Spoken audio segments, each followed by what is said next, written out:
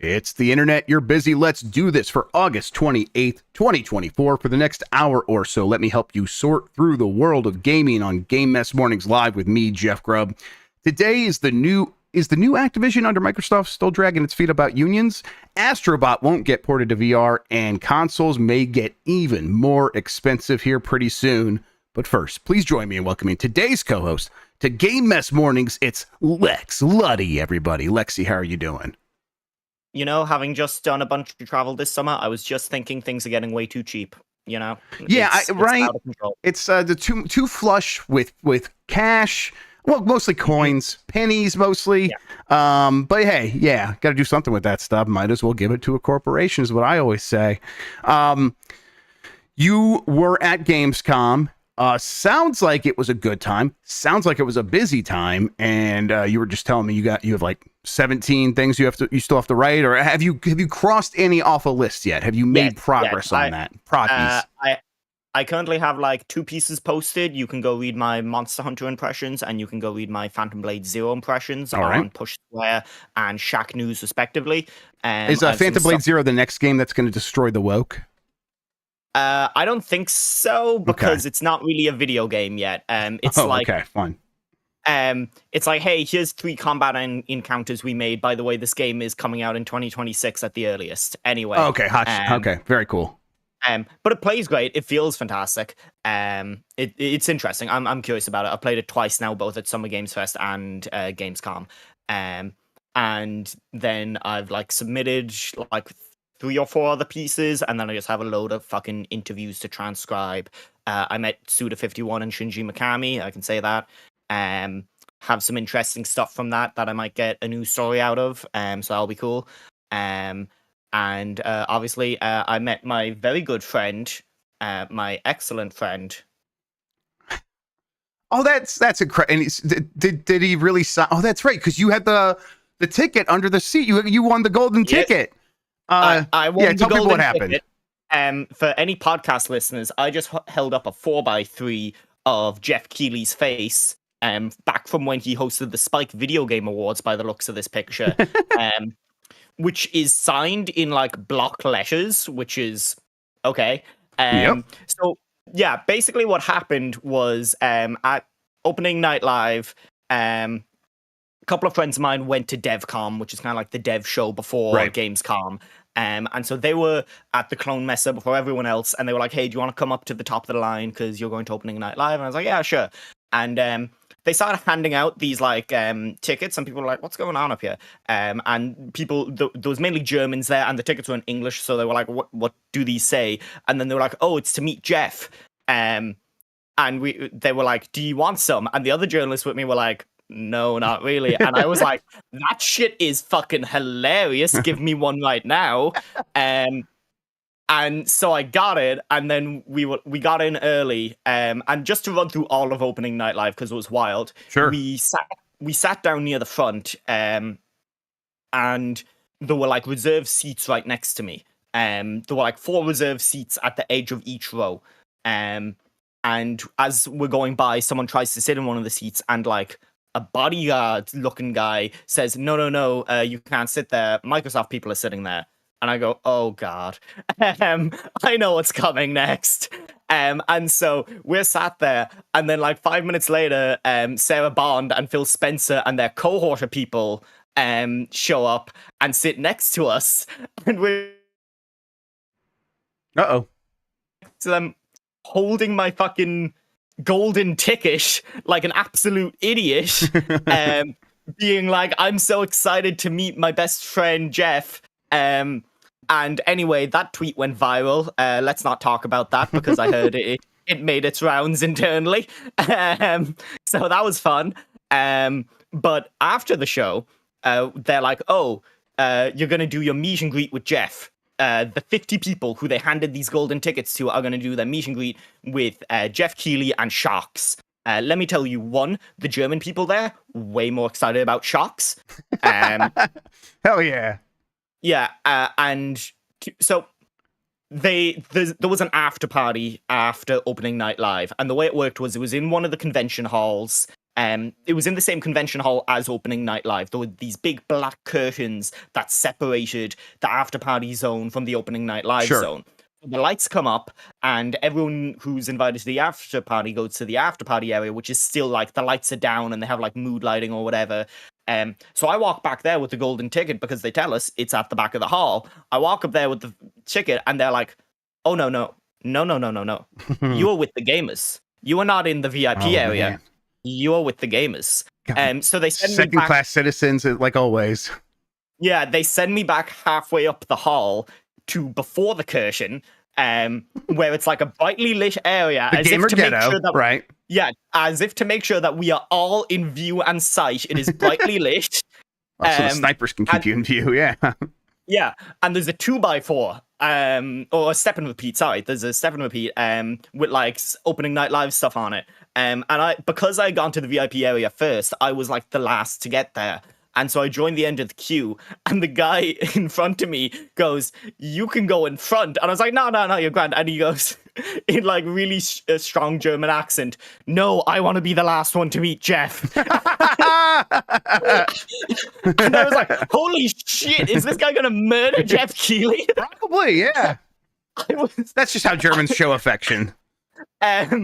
And so after about 20 minutes of waiting, Jeff and Shock show up, and then another 20 minutes of like going through it. We get to it, and I get to the top of the line, and like there's only like 2 people behind me at this point because another person joined late, and the guy again said, "I want to go last," and put them in front. And so we're there, and I walk up to Jeff, and I'm like, "Hey, I'm a freelance journalist. I've worked with like Giant Bomb, and I've helped out with other places." And he was like, "Oh, you at Summer Games Fest?" And I was like, "Yeah, I was." And he was like, "Did you enjoy it?" And I was like, "Yeah, it's actually pretty well set up for like for journos, and you can get around the place and you can see things." And then he's like, "Oh, do you want a picture?" And my original idea was, I thought it'd be really funny if I just no-sold it, if I just had like the blankest expression in the world. But as soon as they like took my phone to take the picture, and I was standing in between this esports woman who I'd only heard of that earlier that day and Jeff Keighley, everything dawned on me, and I just started like laughing to myself. So now the picture that I have is me like smiling, maniacal grin. Yeah, I look like I'm demented, smiling. Hell yes. And like I'm way into it. And then they handed me a 4x3 with their signatures on it, and I'm gonna keep that in my wallet now. So it was like pre-signed. It was just like already good to go. Like, okay. Yeah. Very fun. I do think he would assign stuff if you had asked him or whatever, but also I don't think anyone was asking. Right. Well, so yeah, it sounds like a good time. It sounds like you won a special treat, and you had a good time with that as well. It sounds like a successful opening night live and then Gamescom. It was great because I got no food that night, and then I arrived back over where everyone's like getting drinks and stuff at like 11 o'clock. You can't feed the gamers. You just can't. Actually, it was like 11:45. It was almost midnight by the time I got into the city center again, and people are like, "Oh, where were you all night?" I was like, "Well, I was in the Keighley line." Yeah. Well, either way, glad that it was a good time. Hopefully, the traveling's done for a little bit, or you got anything else lined up? Because it is that time of year. It's that time of year for us. We're like doing stuff back to back here. I'm like, I'm happy I didn't go to Germany because I'm going to PAX this weekend, and then I have another thing like immediately after that. So it's just nonstop right now. Hanging out with the GB folks was super lovely, and some of the other fandom folks, and that really like ground into me of like, oh, I want to go to a PAX and like go to a show where I'm not constantly working and I can just hang out with people. That's the benefit of PAX for sure.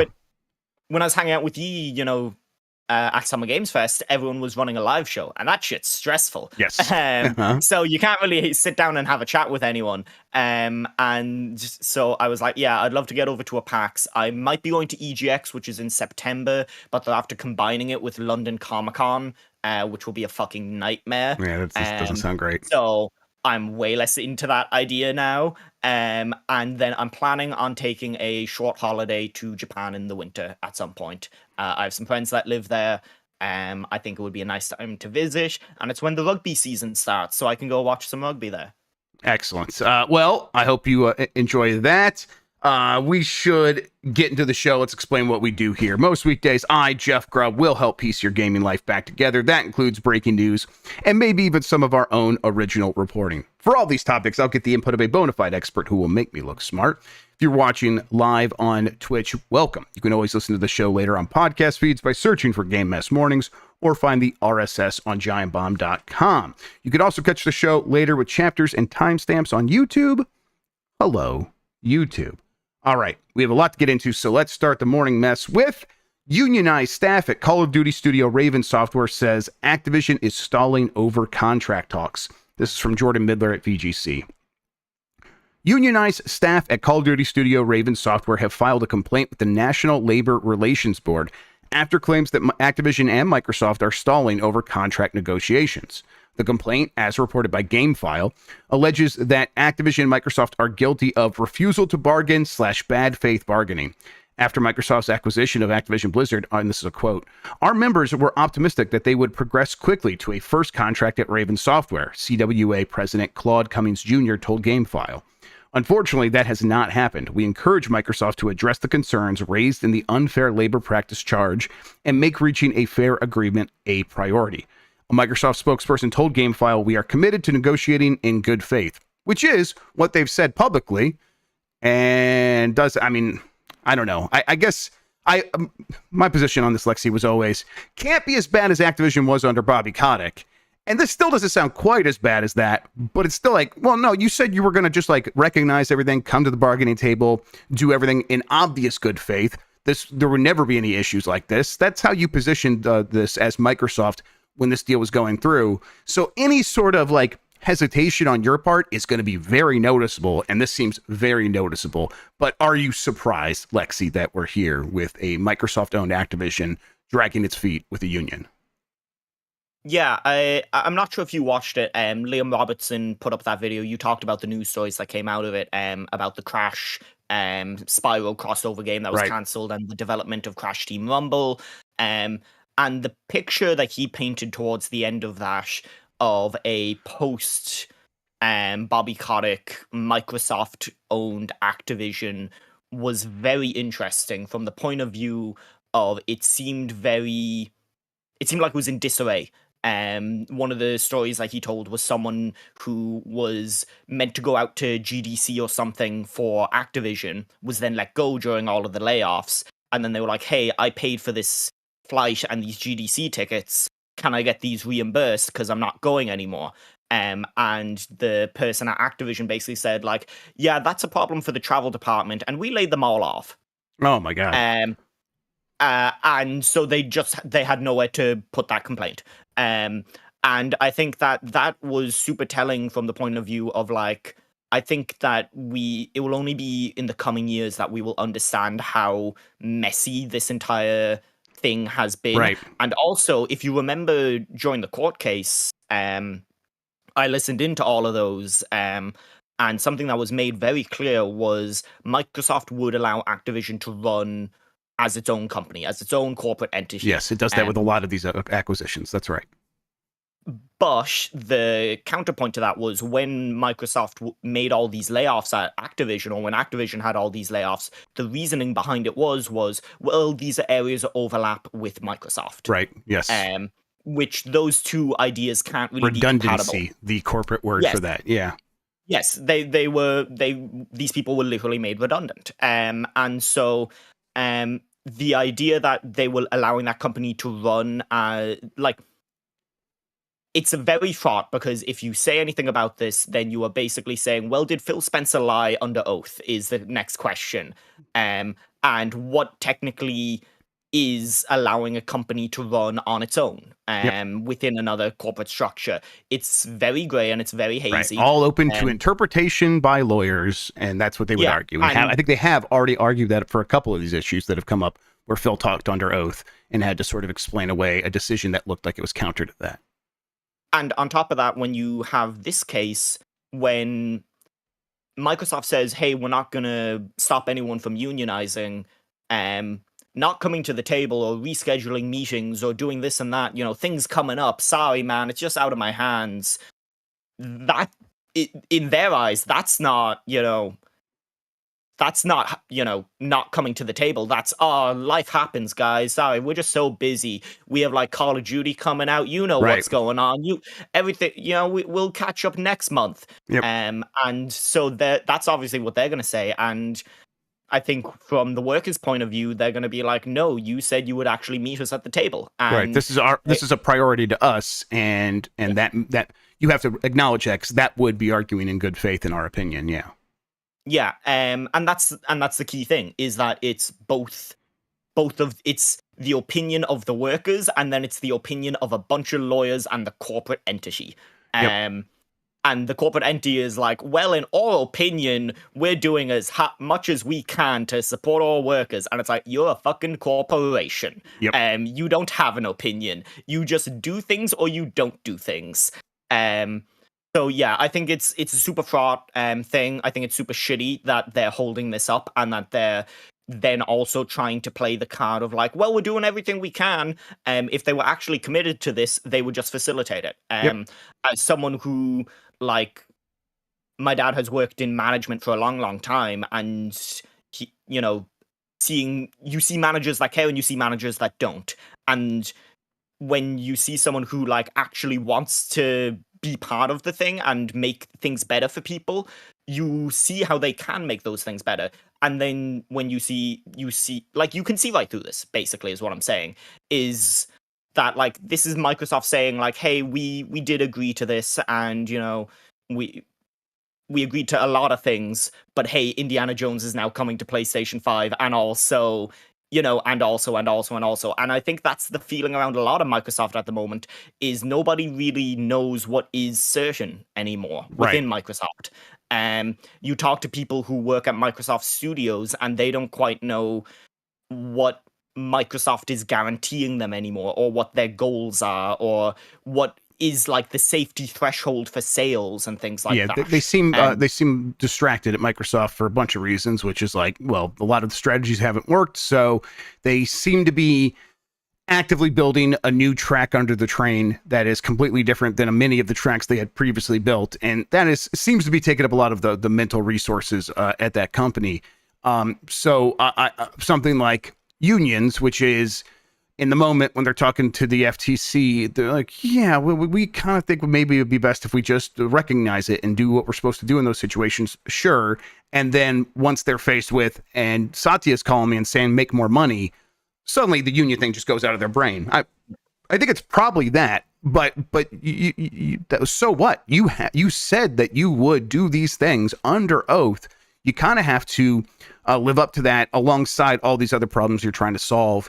And really, that's no one's problem but yours. And suddenly, I think the union taking this to the National Labor Relations Board and making a point of it is going to sting a little bit. And it's going to be the kind of thing where I won't be surprised if we get comments from many of the senators and the FTC themselves about, hey, we said this would happen. We said Microsoft didn't really mean this, and Microsoft doesn't need that. They're trying to avoid that where possible. So the best thing they could do here is actually address this, and that's the union leveraging what it can to get the work done here, and good for them for doing that. At the end of the day, I still think this is better than what would have happened under Bobby Kotick. Is that good enough? No, it's just not. It's like they could, like, Microsoft said they were going to do something. They could still do better. They need to do better. And if they don't, they deserve to be raked over the coals in a lot of ways for this. All right. Microsoft is apparently working on getting Capcom Fighting Collection 2 on Xbox. Speaking of a lot of problems for that company, a lot of third-party games skipping the Xbox, especially from Capcom. But on Twitter, Xbox fan account Clobril noted that the newly announced Capcom Fighting Collection 2 is coming to everything except for Xbox. And in response to that, Jez Corden from Windows Central said they're working on it. Jez is kind of an insider over there from Microsoft Information. This is likely a reference to the challenges Capcom has faced porting its older MT framework games to Xbox, something it might have deprecated as it moved on to the RE engine. We don't know exactly what the story is there. This has been the speculation. Seems to line up in a lot of ways, where there's a lot of games that came to like PS4 and they run on PS5 because of that. And that's because they kept updating MT framework for that console and didn't do it quite as much for Xbox. And now, as they continue to work on these games that don't necessarily use the RE engine, they are finding themselves being like, oh, we can't make this work on Xbox without doing a lot of extra work, and we don't want to do that extra work. So what do you think that means? Do you think Microsoft has engineers on the ground helping Capcom? It's probably their only option, right? Yeah, I mean, it's a weird position because when you think back to the start of the console generation, Microsoft's whole thing with bringing games to the Xbox, if they were running on, the Xbox One or whatever, was like, yeah, it just fucking works, dude. It the cloud does, syncs all your saves. It's very easy, and it just kind of works. And now you're having people, as they iterate on their engines, because the Xbox One and the Series consoles just aren't shipping as many games. They're like, well, is it really worth it as much for us to keep up the engine maintenance on this thing? And when that starts to happen, that's a real problem, especially if there are games, if any game takes off that is running on that engine and that game isn't there because of that, then that's a huge problem for Microsoft.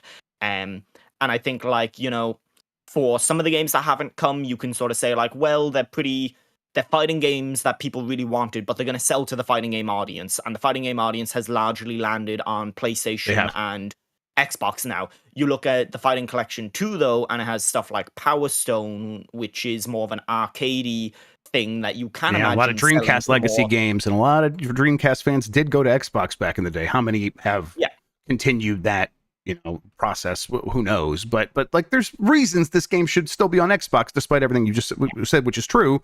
PlayStation is fighting games now. They bought Evo. That's where that community mostly is. And then when they're not, they're on PC because PC is open. But it's like a death spiral in a lot of ways. Like, a game doesn't come to Xbox because they're it's not worth the squeeze, and then fewer people are looking to buy games on Xbox, and so there's less of a reason to put these games on Xbox, and then it becomes even less worth the effort. So Microsoft has to figure something out here. And I don't necessarily know what that looks like, because they can't do this in every circumstance. And even when they do send ambassadors from Xbox to go help engineers at different companies figure out how to get these games on that platform in a way that is affordable and responsible, the games are then going to come out, and is the result going to be there? Is anyone actually going to end up buying these games on Xbox? And the answer is well, yeah, but a lot less than on other platforms. That's just been the case for many of these kinds of games. And it is ultimately a little bit embarrassing in many ways, because Xbox is still making deals to get Capcom games on Game Pass, right? And they can't even get. And them Capcom to seems to be happy with that. Yeah, and they can't even get them to bring all their games to the console. It's a bad look ultimately. Bad look. That's why it makes sense that it's technology, because Capcom seems completely fine with where Xbox is at, especially when Xbox shows up with the checks for Game Pass.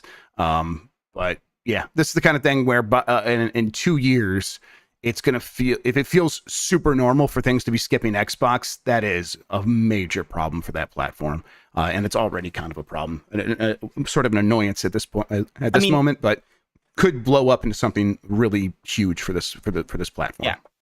I mean, that was kind of the vibe around the opening night live.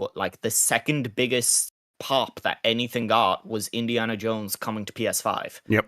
And that's in Europe. That's in a place where Xboxes sell pretty well. That's not that's wild. Yeah, I mean, PlayStation does dominate Europe for the most part. PlayStation sells way better, but it's not like the 360 wasn't a phenomenon in Europe as well. Yeah, good point. And so it's wild that that was outside of Tim Miller having his moment, which was a lovely moment in person. That was I think crime makes him weak. Sorry. You're right. He's less of a man because of it. Exactly. We were all saying it in the crowd. Of course, everyone was murmuring. Yes. That's why we were that's why he was crying. He started to get a little bit choked up, and then we were like, "You're not a real man." Exactly. You're very mean, and appropriately so. He deserved it. You directed reshoots on Borderlands. What's wrong with you? Yeah, you messed up bad. You made it worse somehow. We got a Borderlands story today, everybody. Don't you worry. Don't you worry at all. Yes. Yeah, he probably Let's wears just skip sunglasses Xbox. for his weak eyes. You're right, Purple People Eater. That's exactly right. All right, let's keep moving here. Astro Bot director rules out VR version, says he wants to hear from fans about a PC port, though. This is from Jordan Miller at VGC. The creative director of Astro Bot has ruled out the possibility of a PlayStation VR 2 version, but has kept hopes alive for a PC port, which... got it. They better. I mean, everything else gets one, but not this. Come on. Speaking to MinMax, host Ben Hansen asked creative director Nicholas Doucet if there was any interest in a VR version of Astro Bot. No chance, Doucet replied. It's designed for a different medium. When pressed by Hansen if there was a 0% chance, Doucet reiterated that if the game was to be brought to VR, it would be a different game. Later in the interview, the possibility of a PC version was brought up, with Doucet asking whether he had a message for PC players keen to play the game, or saying he did have one. Well, we want to hear from you, Doucet replied. Absolutely, we want to hear from you. Elsewhere in the interview, Doucet was asked how many references Team Osobi was not allowed to include in the game, while Doucet was coy about giving a specific answer. When Hansen suggested that it could be somewhere between 5 or 10, he replied, about that much. Astro Bot will be released on September 6th, and Astro Bot themed DualSense will be released next week alongside the game. Did you get your... You got yours? Got my pre-order, and also I said yes to Sony when they asked me if I wanted one, so I got 2 coming. I'm very excited about it. The day those went on pre-order, I was like getting a 3-hour bus up to sit a deferred exam, and like I was fucked. Yeah. But I bought one as soon as it went live, and then when I got out of the exam, people were like, "Oh, they're sold out here, they're sold out here," and I checked like the Irish retailer, and they were still in, and I bought another. Yeah, I'm like, I was like, fuck. I got 2 coming. I'm like, what if I just had all 4 like DualSense speed Astro Bot controller? We did get some like first images of people getting their hands on. I don't know where this is from, but it looks real good. Is this from Gamescom? The look at do they have the controller there? Did you get a chance to see it? I don't think Sony were there in any official capacity. Like Shuhei was running around the show doing Shuhei stuff, but I don't think they were showing anything. I'm curious what chat thinks the games that they weren't allowed to reference were, or what the things that they weren't alled to reference were. The next story we have is like when they were allowed to reference, which is a little bit surprising. So yeah, well, it's weird. I wonder what they were. I'm willing to bet that it was mainly. I recently rewatched the 2006 press conference, and if they had, I'm willing to bet that like games totally fine. Real world things where like it was an embarrassing moments for Sony, probably off the table. No 9/11 in Astro Bot, sure, yeah. That's that's censorship. They should be allowed to reference whatever they want. But like I can imagine them being like, actually, maybe don't mention Giant Enemy Crabs or Ridge Racer. Remember that one? Okay, yeah. Just the number 599 just floating around there or whatever. Yeah. Yeah, apparently this is whoever posted this to Twitter hashtagged it with Sony Kondo Trip. Maybe this is in Japan somewhere, but this is a very shiny look at the DualSense Astro Bot controller. Very glossy. It looks fantastic. So yeah, I'm very excited about this thing. Cannot wait to get my hands on it. I was thinking about this at Gamescom. Thank you, Jan. See those clasps holding onto the controller? Yes. Yeah, I wonder if you can like buy those from anywhere, because that would just be really fun to fuck with people. That I bet you could probably like secondhand Facebook Marketplace. You see loads of them at like game events, and I'm like, who makes these? Where do they come from? There is a Dreamcast kiosk for sale on my Facebook Marketplace near me, and I want that thing real bad, but it's way too expensive. There's no way I could ever justify it. But I want one of those kiosks. I think ideally it would be the Toys R Us N64 launch kiosk with like the bubble that the N64 was in. Listen, Sean, if you want to go halvesies in on it with me, he literally says I'll go halvesies as I'm saying it, and he says that's like $20. All right, okay, sounds good. When the PS5 was first coming out and they did send some of those kiosks out to places, I went to a local Smith's in Galway, and for whatever reason, the only demo that they downloaded on that kiosk was Balan Wonderworld. Oh my god! And I'm pretty sure it was just someone at the store wanting to fuck with people. Yes, that's the only way that happened. Or maybe Yu Suzuki or Yuji Naka went in there and just did it himself. I'm sorry to Yu Suzuki for implying that he was responsible for that. Yeah, he made different bad games. Don't worry. Exactly. All right. Crash Bandicoot will cameo in Astro Bot despite Microsoft's Activision acquisition. This is from Jordan Miller at VGC. Crash Bandicoot will cameo as a VIP bot in Astro Bot despite Microsoft now owning Activision Blizzard. According to a new interview on the PlayStation blog, Crash, alongside other characters with cartoony features such as the apes from Ape Escape, will wear masks over their heads as the robot-style head of Astro didn't work in terms of design. Yeah, I can imagine it's like hard to make the robot look exactly like those things. Did you go back and get the hero ones that you have to like solve the riddles for? I've done a little bit of that. My kids usually like want to play that every once in a while, and I told them there was new stuff in there, so they were searching, and then they came across a couple of them, and they needed my help to actually do it. So I've done a couple. Yeah. Can't remember. I think they might have found the Bloodborne one, and they were like, "What is this horse shit?" I'm like, "Oh, okay. Well, one day you'll know. One day you'll understand what Bloodborne is." That Ridge Racer one is devious. That's some proper fucking Destiny-like style. Stand here and shoot in the ground 5 times to trigger a thing. Ooh, I like that. That's fun. Okay, God, what a good game Astro's Playroom is. I want to get back in there and find all that stuff. Marino says there's still one unreleased, so... Yes, they were doing one every month, so they'll do one probably 1st of September. It's such a cool idea to update a game as new stuff is coming out. Beyond Good and Evil, that remaster apparently has small references to Beyond Good and Evil 2, which is a prequel, so it makes sense story-wise. Yeah, it's I like this sort of thing. Neat. Crash Bandicoot in there. I listen, that was probably planned ahead of time. Activision probably said yes. I think Microsoft would have said yes as well. They don't care. Keep Crash relevant and acknowledge its history there. I don't think Microsoft would be too precious about it. They kind of can't afford to be too precious about it, right? Yeah, that's something that also came up in the Liam Robertson video when they were doing back, I think it was sometime around 2020, but after the announcement of Microsoft wants to buy Activision first came around, Toys for Bob did a cinematic that recreated that scene in Uncharted where Elena and Nate play Crash Bandicoot, except it was Crash and Crash's sister playing Uncharted. Oh, that's so fun. Like they are willing to like have those back and forth. Yeah, that's a lot of fun. That's very cool. All right, lots more headlines to come. Before we get to them, though, we're going to take a quick break. Be right back after this.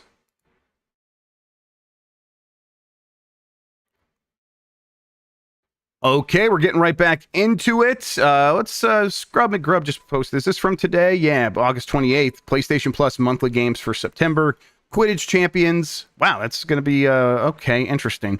I got invited to the playtest for that, and it was NDA'd, so I'm like, well, what am I going to do with this? I never even touched it. But this is one where it's like, oh, it didn't seem like it was going to be too hot, and comes out, and it's already in PlayStation Plus, whatever. Not going to lie, Grubb, I looked at this lineup, and my first thought was, all the stars are here. MLB The Show 24, huge baseball fan, right, Lexi? And then Little Nightmares 2. People like those Little Nightmare games, probably. Again, it's just not my thing. I leave those to Bacalar. Bacalar handles that for me. All right, so let's get into the ones I have written down here. TSMC, the Taiwanese semiconductor manufacturing company, may increase wafer pricing by 10% for 2025, according to a report. Don't worry, everybody. We'll walk you through what that means. Wafers are just like these big, literal wafer circles where all of the chips, the processors that go inside most of your electronics are all built into these wafers, and these companies buy these processors by the wafer. So let's get into it. This is from Anton Shilov at Tom's Hardware. Due to the high demand for advanced processors in consumer electronics and high-performance computing, TSMC is looking to hike its wafer pricing for all types of customers in 2025, according to a Morgan Stanley note to clients cited by Eric Johnsa, who is an investor. Apparently, the world's largest contract maker of chips plans to hike its prices by up to around 10% next year. Keep in mind that the information comes from an unofficial source, though, so apply the required amount of skepticism. Negotiations with AI and HPC customers, such as NVIDIA, suggest these clients can tolerate approximately 10% price hikes for 4 nanometer class wafers, which is like not quite the newest round of processors from TSMC.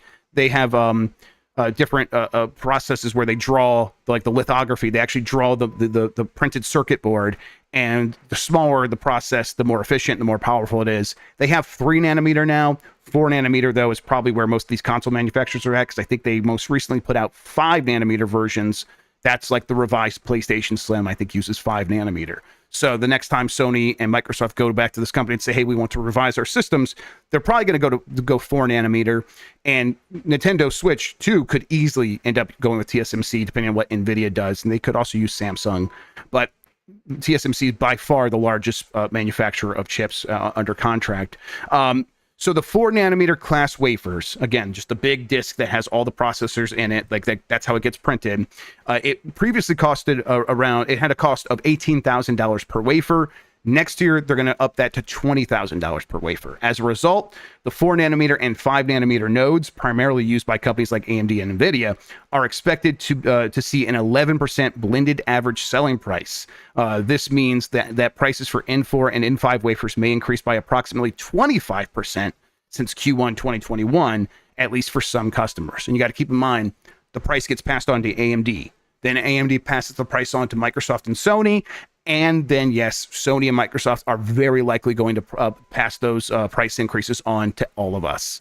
Now, maybe some of the recent price increases that they've done around the world is in anticipation of this, but likely not. I think that has to do with the reality on the ground in the moment. And if these prices go up next year, we're all going to feel it. So if price decreases were off the table already, Lexi, what's going to happen now when these things come out, when these wafers go up in price and these companies are looking like, hey, we're losing money on a console again that is in the 6th year of its life cycle or whatever, 5th, 6th year of its life cycle? They're going to balk at that and probably find more ways to charge us more money for this hardware, right? Yeah. I mean, Grubb, I'm going to be honest with you. As soon as you started talking, all I could think was, boy, you sure can take Grubb out of GameSpeed, but you can't take GameSpeed out of Grubb. Oh, that's right. This is my shit. Yeah. But no, I do think that, yeah, that PS5 Pro is totally going to be like $650, isn't it? It's going to be real fucking expensive. It's like, it'd be very surprising if it was anything below $650, I think. Getting that thing for $600 feels like it would be a big win, honestly. So, and these companies just don't seem to be in the mood of leaving that money on the table. I think both Microsoft and Sony regret the chicken game that they played leading up to the launch of the PS5 and the Xbox Series X, where they're like, they waited to the very last minute to announce the price on those things. And people always have this idea of a thing costs this much. They know how much they're going to charge us. And that's just not how it works. It always works as they charge what they can get away with. And when they had a direct competitor, when these two companies are looking at one another, they are very worried that the other one's going to undercut them. That's the thing, keeping the price down. And so it seemed like they both blinked at the same time and said, okay, $500. And then as soon as they got a month into the console generation and they saw how the things were selling and how people were freaking out, and then the pandemic really amplified that, both companies, I think, were like, we should have at least charged the $600 for these things, and maybe even $700, I think is what they were thinking. So with that lesson very fresh in their minds and the cost of components going up, the factors are ripe for them to come out with new, like obviously a PS5 Pro going to be announced any minute now. And then PS6 and a new Xbox are not going to be that far behind that. Prices seem like they are, I mean, just anything below 500 seems impossible now. 600 and above seems like the range they're going to be in. And I think they will try to get away with as much as they can. And the reality is Xbox might be like saying, hey, going head to head and competing with PlayStation doesn't make sense for us anymore. Maybe we should have something that feels different, feels even more premium in a lot of ways, so we could charge even more. And then that sort of causes both companies to be like, there is no direct comparison competitor anymore. We should charge what we think we can get away with because we're not worried about being undercut anymore. So it feels like higher prices are coming our way. Yeah, I feel like this has the potential to go really ugly real quick when the PS5 Pro does get announced. From the point of view of people don't have a lot of money right now, and trying to position a PS5 Pro to anyone is way less easy than it was with the PS4 Pro, because what they're selling isn't something that I can just explain in a sentence. It's not something I can be like, oh, you know how our TV is 1080p? Well, this is going to be the next step up, and that's all that like someone needs to hear, and then be like, okay, sure, we'll get that. Instead, I'm like, yeah, well, like it's rasterizing some shit, and like the fucking ray tracing is gonna be like 25% better, Yep. and then they're gonna be like, what's ray tracing? And I'm gonna be like, so have you played Minecraft? Yeah. And it's gonna be a fucking nightmare. Yep. But yeah, like I think that it is reality that those things are getting more expensive. That's just reality. But it's also reality that people have less money to spend on these things, and they're less willing to spend it. That's why people are only spending money on the games that they've been playing for 6 years now, because they have all this stuff built up in it, and they know Fortnite skin prices aren't gonna go up because they can't put them up. And like, I don't think that the adoption rate of a PS5 Pro is going to be what they want it to be. Like that, those adoption rates are usually pretty low anyway for the PS5 or for the PS4 Pro. It wasn't like super high. It but wasn't did nearly bump as high as sales. just the standard vanilla system. That's right. Yeah. But I think that like if this goes badly, they wind up with a shitload of stock again, like the PSVR 2. And I don't think they are maybe quite aware of how likely it is for that to be the outcome. And then when you go into the next generation, you have to wonder, well, what's the approach then? Is it, well, people aren't spending money, so we make these consoles cheaper and we make them less powerful?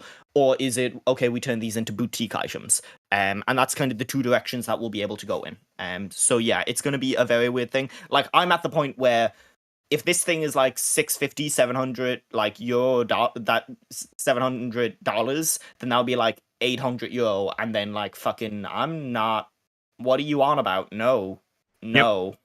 Yeah, it's a weird time, because you're right. People, I mean, I think you laid it out perfectly. People are more price sensitive than they've been in a long time, and it's like that's a lesson that took a few years to really kind of get beaten into Americans specifically, where consumer spending remained abnormally high, even though all of the indicators were like people should be saving more. They're not. And I think now it's like even Americans are looking around being like, want to save some money. I'm going to skip a couple purchases that normally I wouldn't have thought twice about. And at the same time, everything is telling these companies to raise prices. Do you want to know what it is? Is that the pandemic ended and people remembered, like, hey, it's nice to go on holiday. Yeah. Oh, of course. And so suddenly people are like, maybe we should save for that. During the pandemic, why would you save for a fucking holiday down the East Coast or to another country when, you're not allowed leave your fucking state? Like, why? So, like, yeah, I think people realize that, like, oh shit, there are things to save for. People forgot that there were things to save for, because every day felt the exact fucking same. Yeah. So you may as well get something new today to make it feel slightly different. Yep. And now, like, yeah, it's biting a lot of these companies in the asses. Yep. And it's and what's even happening now is like RV sales were sky high right after the pandemic, and then the recreational vehicles then they have dropped off obscenely. Like, it's just completely crashed. And I think that's an indication of like, okay, yeah, people had the money, they went out and spent it to have an experience, and now things are returning to normal. But then that cash that they were spending on all those other versions of entertainment and adventures and experiences is not suddenly flooding back into games. It's actually people cutting back for real. And now here we are. With that like idea in mind, something that I was thinking a lot about at Gamescom was looking at 2K slate. They have Borderlands 4, they have GTA 6, and they have Civilization 7, all ostensibly coming within the next fiscal year or so. Mm-hmm.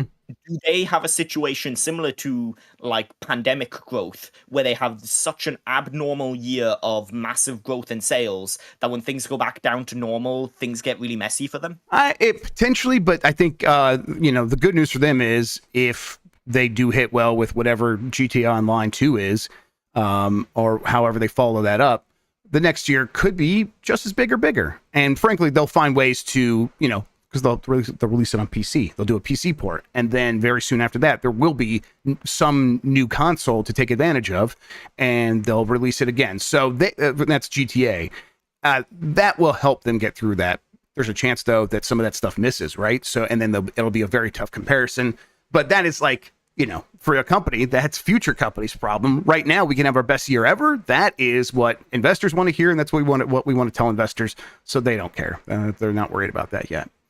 All right, let's see here. I feel like I could talk. Okay. Yeah, go ahead real quick. Yeah.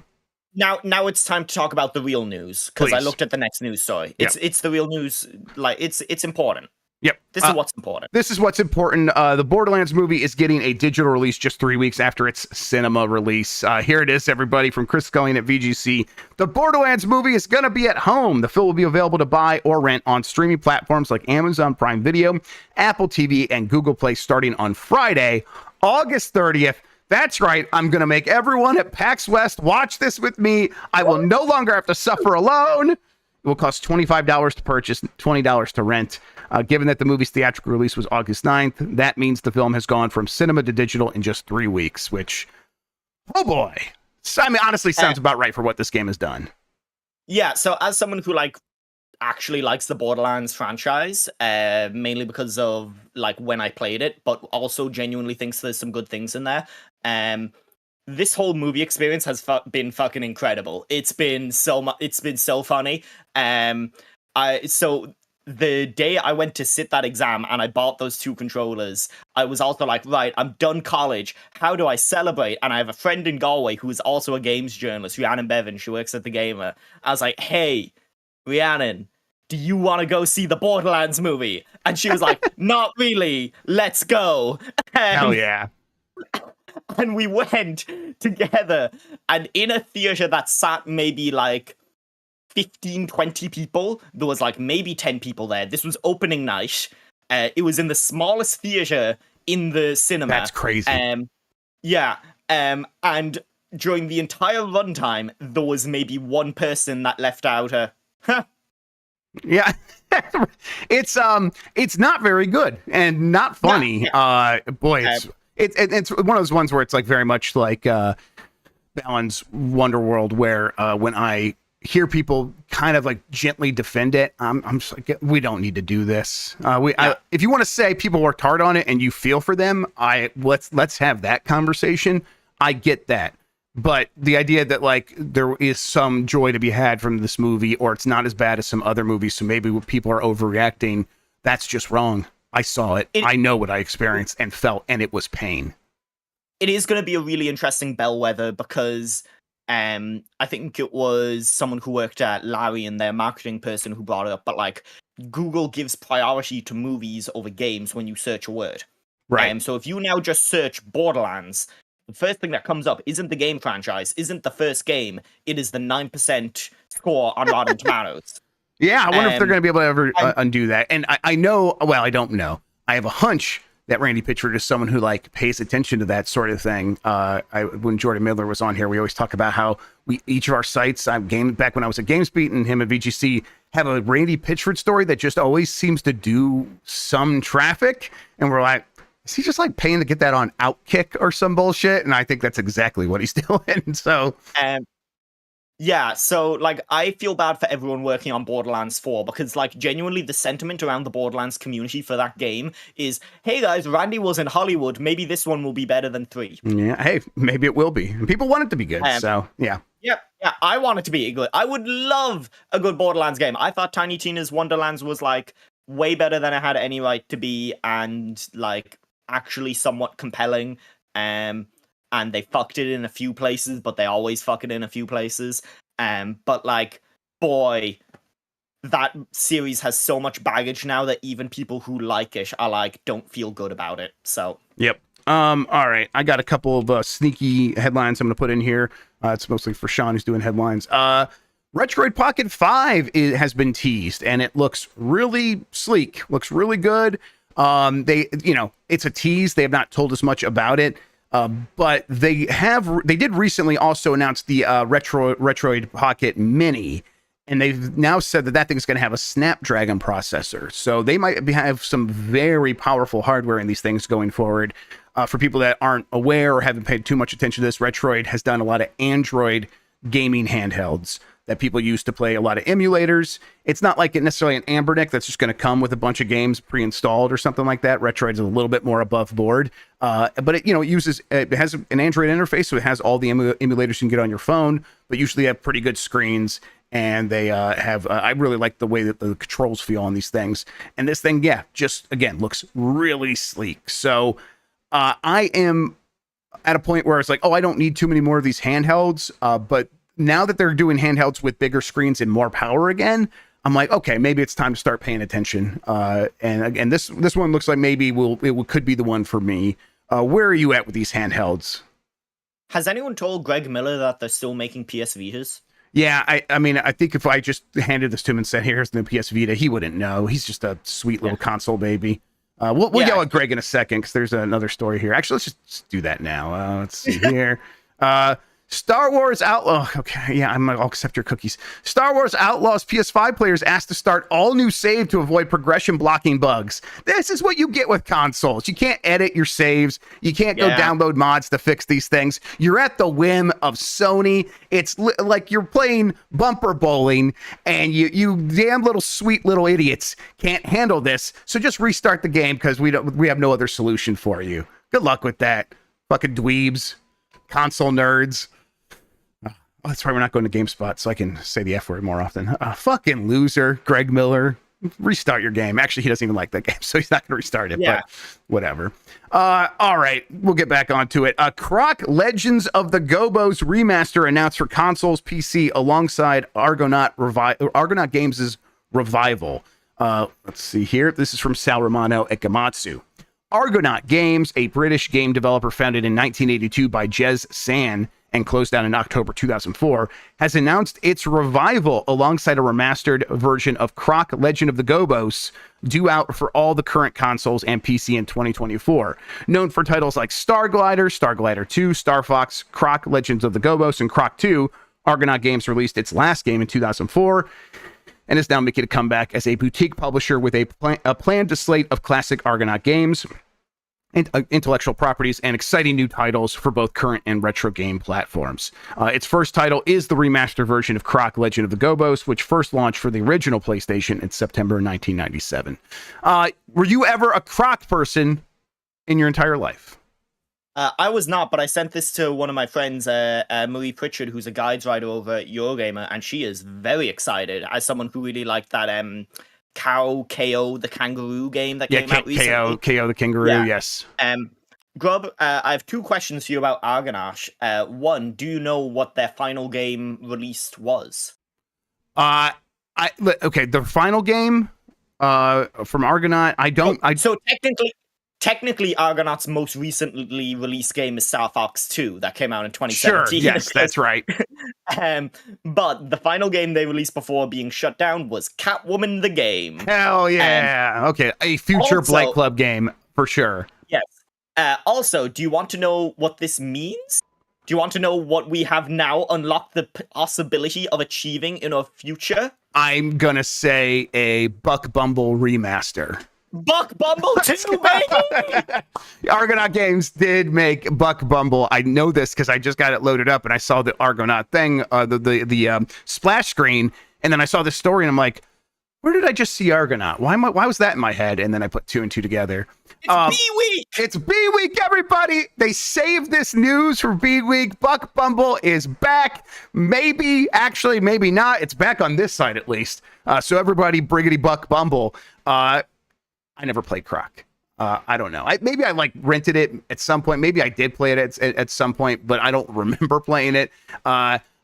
Is it Chad? Is it a game that people think is any good? I look at it and it looks kind of fun in this trailer. I'll try to bring that up. But yeah, Marino mentioned it in chat. The one Argonaut game I have played is their Bionicle game, which is pretty okay. Oh, sure, it's pretty alright. Yeah. Man, these furry guys look very rare coded. They got the big googly eyes. Oh yeah, all this stuff looks. It's British, right? That's what this is. This is a British art style. Man, This is a British art style. Yeah, yeah. it It's just weird is. how much. Yeah, it's weird how much this looks like ukulele even now. Right, exactly. They had one artist in all of the Britain, and they shared them among all the studios making platformers back then. It looks like, yeah, wasn't it tank controls? They're probably going to update that. Although I don't hate tank controls, although maybe for a platformer I do. So we'll see. I'll play this. I have a fondness for that era of 3D platformer. So shout outs to Argonaut Games for the revival. All right. Let's see. We're going to skip this last story. We'll just say it real quick. Blue Protocol, that game that Amazon Games was going to port from Japan and release everywhere, is actually getting shut down in Japan and won't come out worldwide. I was only going to bring it up to be like, I think Amazon Games is talking about Switch 2 because stuff like this was not going to work for them. So they're like, maybe we'll make some real games for real consoles instead of just trying to make a game from another country work here. Because the game wasn't even going to work in that country. So yeah. Amazon Games continues to be one of the like wildest endeavors to try to track down like, hey, what do you actually what are you? Yeah, because like you're making 2 MMOs right now that look the exact fucking same. Yep. They're making New World and they're making something called like Sword and Blade or something, and it's basically the same. Right. And I have no idea what they're anyway. Yep, it's a weird thing. I don't know, whatever. They have a lot of money though, so if they want to publish some other kinds of games that like, if they're going to look at like Wukong and stuff like that and be like, maybe we should be like looking for a Chinese developer and bring their game worldwide. And yeah, whatever, go for that. I don't care. All right, poll question. Let's get to that real quick. I have that over here. Let me refresh and vote on that. Okay, refresh. There we go. Are you going to play Star Wars Outlaws? 18% said yes, 45% said I'll wait for a sale, and 37% said no. Yeah, that sounds about right. Honestly, nearly 20%, 1 in 5 saying yes is a pretty high number for any new game that has like a review score below 80, where it's like that makes it like people could just go, well, yeah, I want to try that because it's a good game. When it's like, maybe it's a good game, or maybe it'll be good for me. Still having 1 in 5 of 4.5 thousand votes. That's a pretty good number. You're going to say something, Lexi? I've been trying to get review code for that. It's been fun. I've been trying to get review code for a couple of things, and boy, being a small outlet or running a small outlet and being a freelancer is fun. The thing I was gonna say was, do you think one of the things that that they weren't allowed to put in Astro Bot was, what's his name, the guy who did all the ads for them for Sony? Oh, for a Kevin while? Butler. Yeah, that's Kevin Butler's probably one. Yeah, they were totally gonna have a Kevin Butler fucking Astro Bot. Did they sue him for doing ads for someone else? Yeah, he did ads for someone else and they sued him. Was it Nintendo? That guy way too often. Yeah. No, it was like something really fucking obscure. Right, it was weird. Like, why are you doing ads for a local business as Kevin Butler? That's right. It was really strange. Okay. Yeah, fair enough. You're probably not Kevin Butler, although they should get over it because I loved Kevin Butler. That was a fun advertising campaign. Right, it was Bridgestone. It was Bridgestone tires. Okay. Bring back Kevin Butler. The Bridgestone gate was overblown. I have a new poll question. We'll get to that here in a second. Before we do that, though, Lexi, tell people where they can find you on the internet, what you have going on, all that good stuff. Yes, so I'm very busy at the moment. I finally got my computer back from repairs. Thank you so much, Asus. Your fucking repair system fucking sucks. But I will be streaming tomorrow. I'm going to stream some of that new Castlevania game that is within the Castlevania Dominus collection. I played about 15 minutes of it, and it's fucking awesome. It's really cool. They They just made a new Castlevania in the style of like the NES Castlevanias. It's great. It looks so cool, yes. Yeah, and then I have a bunch of pieces going up across Shack News and Push Square. I will be in the next issue of Play Magazine. I'm in the current issue of Play Magazine. You can see I also run Start Menu, which is a website for young people trying to break into the games industry, especially as journalists. That website was kind of on ice a little bit as I didn't have access to anything that could upload pieces, which was deeply frustrating. But it is back now. We are going to get things running again, and we're looking at the future of that site now that I am fully finished college and I'm done my last exam, and whether there's any way that I can set up Patreon or if I can find a future for it and what that looks like. So if you're interested in that, let me know. And you can find that at the start menu on Twitter. And then you can find me at basically Lexi, both spelt with eyes at the end, on Twitter. Sorry, if you guys heard a Kevin Butler there for a second. I'm playing the Bridgestone ad in the background now, so people can see it. Apparently, they were giving away a Wii, so Nintendo was involved, but it was a Bridgestone ad, and that's why it was like such a weird thing. Yeah, fair enough, Kevin Butler. You do your thing. Yeah, hey, Lexi, whenever you figure out what's going on with all that stuff, let us know. We'll come on the show. We'll let you kind of talk about it here, get more people checking that stuff out, because it's good work. I appreciate any time people that are trying to break in the industry have anywhere they can get their voice started. So good work you're doing over there. All right. Let's see here. New poll question. Do you wish Astro Bot would have a VR mode? Yes or no? Just interested to see if, like, it's, the one of the, like, Mount Rushmore PSVR games for sure, that Astro Bot rescue mission. And so is any of that like lingering? Do people like still say, well, that's the VR game I love so much, I wish that would just come back? Or is it like, no, I don't care at all? I'm going to be interested to see the results on that. Speaking of those results, we'll get it on Game S Mornings on Giant Bomb tomorrow. Speaking of Giant Bomb, later today, it is a Be Light Club. We're going to do that around, that's 9:45-ish Pacific time. That'll be like 10, 11, 12:45-ish Eastern. So here in about 45 minutes, Jan's going to get started with that. I'll be hanging out. We'll get some stuff going. Should be a good time. We're going to just do a bunch of different B-related games. And then the reason we're doing that at that time is because we do think Blight Club should be back today. Now, the issue is, Will Dan be back today? Well, Dan's still having some problems with having energy come to his home. It sounds like a real nightmare. It's been out for a very long time, and anytime power's out for like more than like 4 or 5 hours, it becomes like just exponentially worse. It's like, oh, you can't do anything. Everything's breaking. So he's trying to find a way to get into a some sort of studio somewhere. I'm like, try the public library or something. It's like he wasn't able to book a conference room for long enough. So he's looking for some solution. I don't know. If he could find one, we will do it. I'm telling him we can call an audible, but he really wants to do it. So that's why we're actually still trying to figure it out. I mean, yeah, Grubb, I know why he really wants to do it. I know. He told you the game, huh? We had it. Yeah, I got home, I got back to my Airbnb at like 1 a.m. the night he told me, and I was like, I have to find some gameplay of this. And finding gameplay of that game, really fucking hard. Yep. Like finding documented video footage of it. You can find a couple of trailers, but finding video footage, when I finally did, oh boy. Yeah. Oh boy. You have to go find a YouTuber specifically making a video about that version of that game. And yeah, I can't wait. I just can't wait. It's for us, it feels targeted from orbit to hit Mike Minotti right in the spot he doesn't want to be hit, which is Wii waggle weird controls. So really looking forward to it. I hope we can make it happen today. If we can't, honestly, it might be an issue to do it next week too. Well, no, and next week should be fine. So it'll be the week after that could be a problem. So either this week or next week, we should be back with Blight Club's first episode of the new season. You're not going to want to miss it because Mike will you'll find out with Mike what his game's going to be. So really looking forward to that.